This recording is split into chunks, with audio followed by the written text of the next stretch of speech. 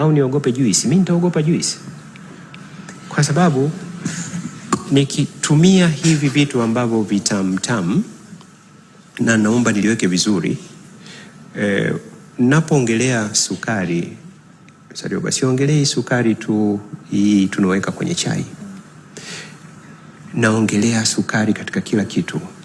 Processed food, vyakula vya kusindika ili viweze kukaa muda mrefu kwenye shelf visiharibike, lazima uweke kemikali, lazima uweke chumvi, lazima uweke sukari.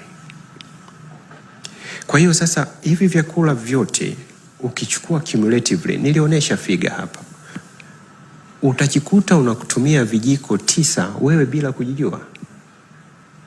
Sasa kwa nini nasema na hofia zaidi vyakula vya sukari, sijui keki, sijui chocolate, sijui juice, cornflakes na vitu vingine?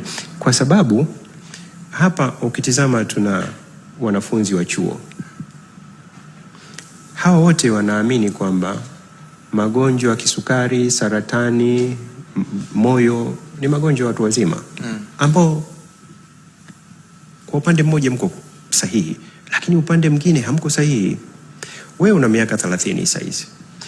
Ili utoke kwenye,